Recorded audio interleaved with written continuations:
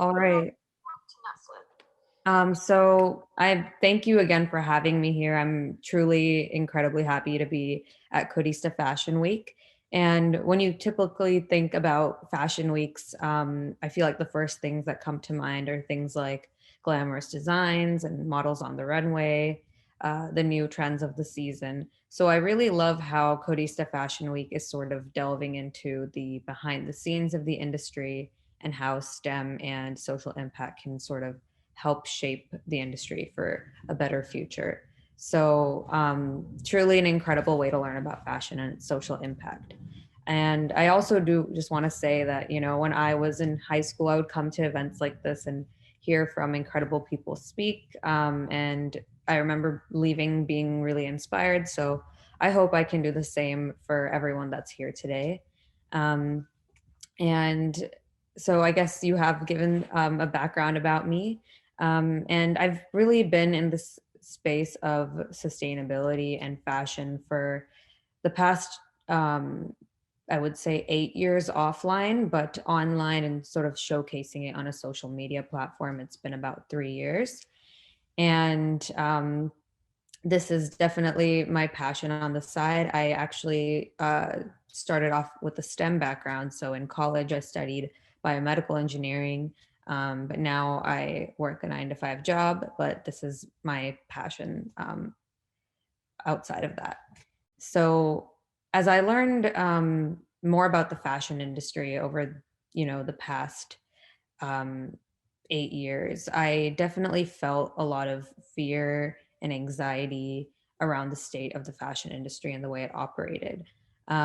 Everything I learned didn't feel like enough. It didn't feel like I was sort of that there was sort of a solution to all of this when it comes to things like sustainability and being sustainable within the fashion industry. So after going through that sort of a darker period of a lot of climate anxiety, I started seeing a lot of hope and feeling a lot of hope after learning from so many incredible people around me. And I think those are the ideas that I want to share with you today. And some of these ideas might be new to you. I'm personally still deepening my knowledge of them every day. So if you don't understand it, I'm sure these are going to be some good starting points to look into. But these ideas have been around for a long time. Black, Indigenous, and people of color have been sustainable, quote unquote, sustainable for millennia. So hopefully I can, I guess, just point you to some interesting resources today. So I guess starting off, I used to hear statements like humans are causing climate change and people are destroying nature, and other statements like we must reduce our footprints to save the earth. And I feel like these statements are something that a lot of us would probably have agreed with or do agree with today. But I personally disagree with a lot of these statements, and it's um, and mainly because these are based on a lot of assumptions that were taught to us our whole lives by our schools, by our university professors, and those assumptions are sort of baked into the language that we use today. So I'm really here to sort of explain a little bit more about sustainability and how important it is for the fashion industry. And growing up, I grew up half my life in the US and half my life in India. So in the US, when I was thinking about things like sustainability, what was sort of introduced to me was, the idea of recycling, of, I guess, moving towards greener, renewable technologies, and, I guess things like going zero waste, reducing our carbon footprint. This is all that was sort of fed to us and that is still being fed to us. But when I moved to India at the age of 11, I learned a lot about what sustainability could look like, especially within fashion. because when I was living in the US, I found that there was no transparency in how our clothes were being sourced, how we were getting our clothes. We would just go to the mall, pick up an outfit, didn't know where it was coming from.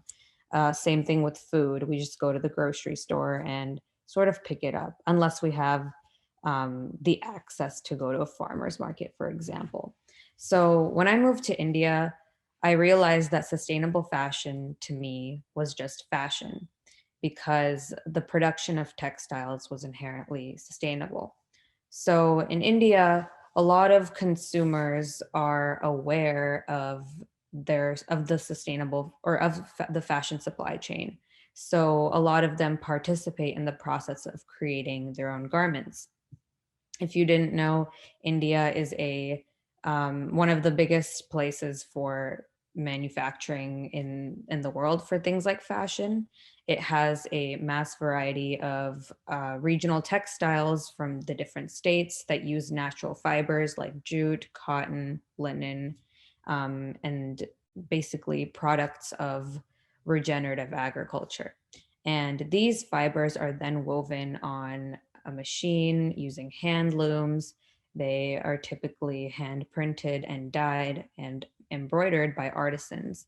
And a lot of consumers um, buy their fabrics and directly from weavers and get them stitched by local tailors. And this is sort of a local economy that is created within a lot of the states in India and a lot of the cities. So truly the definition of slow and transparent fashion. You're able to see and understand where everything is coming from, and you're participating in that supply chain yourself.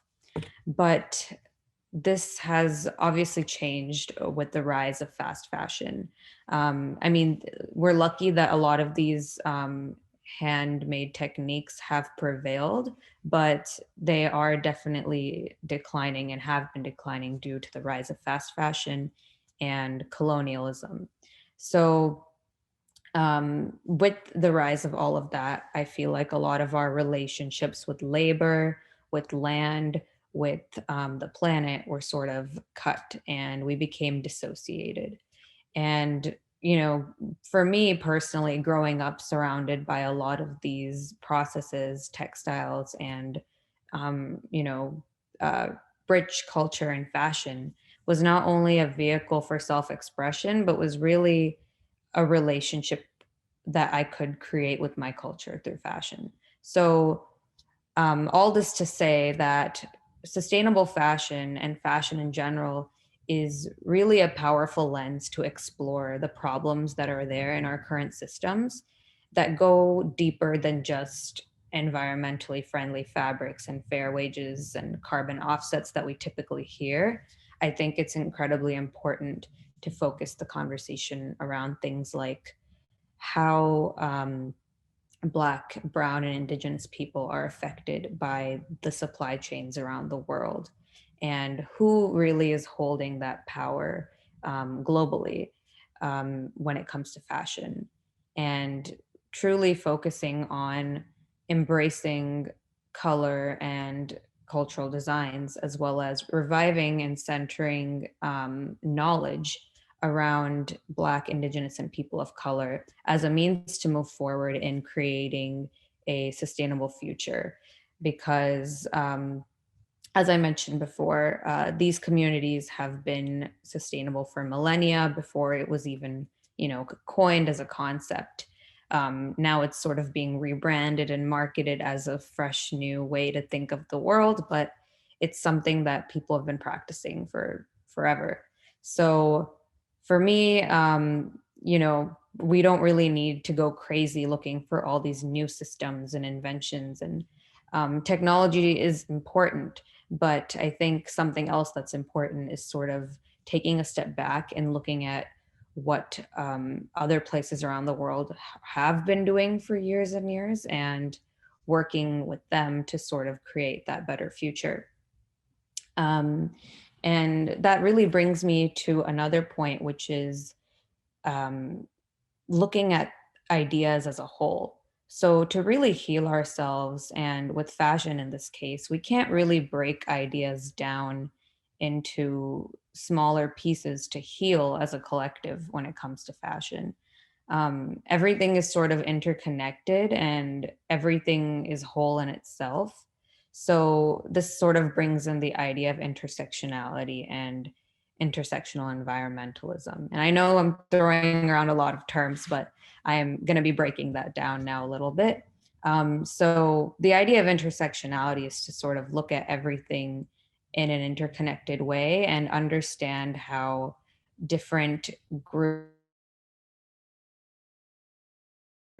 and industries sort of affect each other, and how some might have privilege, some may be disproportionately um, affected in a negative way or marginalized. So when it comes to environmentalism and fashion, this really considers the different societal groups that we've been separated into. And this is really something that's been prevalent with the fashion supply chain, how we see a lot of the people that are being exploited are the people that are living in countries like India, Bangladesh, and Africa, a lot of South America as well.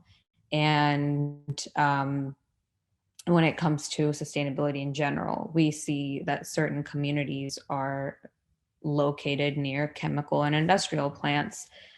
Certain communities face food scarcity, and this isn't all, an accident. This was all done by design in the systems that we live in today. So it's really important to understand that and incorporate that into the work we do when it comes to fashion. And that's not saying that all humans are evil or anything like that. And it's not really to put the blame on humans, but rather humans have such an important role to play in our ecosystem, and we can really create a positive impact. I think there's a wrong notion that's been sort of fed to us that we're destroying the earth and we're destroying each other. Ability for us to do a lot of good in this world. And so that's mainly what I wanted to talk about today, is sort of moving towards that regenerative culture is what I'd like to call it. And thinking about all of this when we are working with systems like fashion. And moving forward, I think a lot of things that are helpful, especially from people like you, is sort of thinking about this philosophy and the way you design and the way that you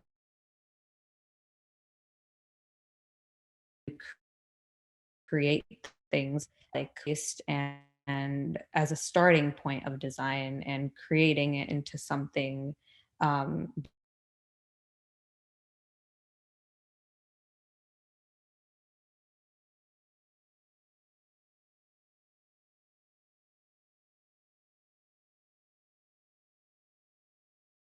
beautiful. I think as including a lot of people of color. I think a few other things that are also important to remember is that we are all individuals and we're trying our best, but it's important to hold the people that are at the top accountable when it comes to a lot of these things. So, like governments and companies. So, calling them out for their unethical practices, supporting bills and policies like the Green New Deal, and as well as policies to pass fair wages. For example, a lot of the garment worker industry in LA is currently, extremely exploited in terms of their wages, and they're currently trying to get a policy passed for them to establish a hourly fair wage rate. So I think just speaking up as much as you can is incredibly important, as well as incorporating a lot of these philosophies into your work moving forward. So I think with that, that's mainly what I wanted to say, but I'm truly open to hearing from any of you as well. Thank you, Neha. I really did enjoy listening to that. And yeah, we have a few minutes left. And if anyone has any questions, you can drop them in the chat, or you can unmute your mic. Could you give us some specific tips to slow down fast fashion and just to be more aware of our carbon footprint and how to, affect our impact? Yeah, so I think some really good starting points in terms of, I guess, moving away from fast fashion is sort of the first place I would say is look into your own closet and see what you already have and what you can do with what you already have.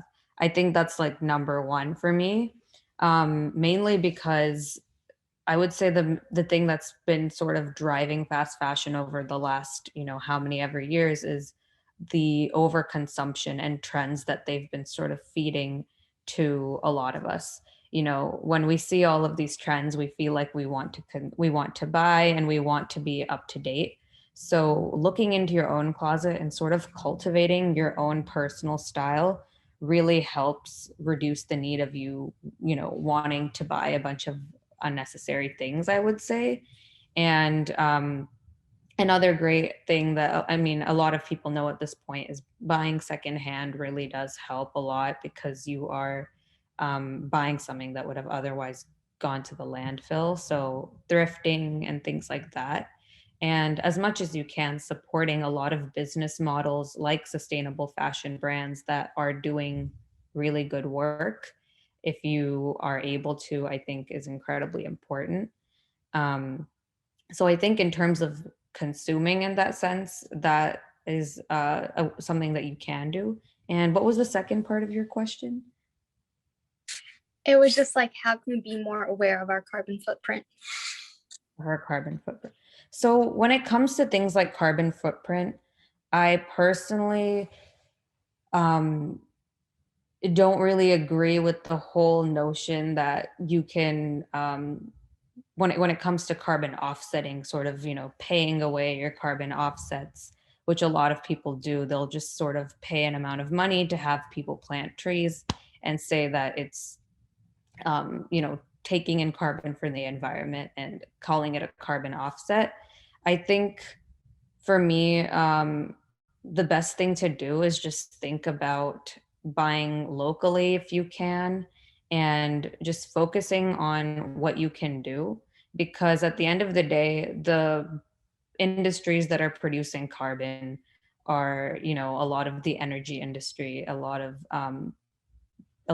governments and companies, and it's their responsibility to be, trying their best to find alternative ways to function. So I don't think it should be put on the individual.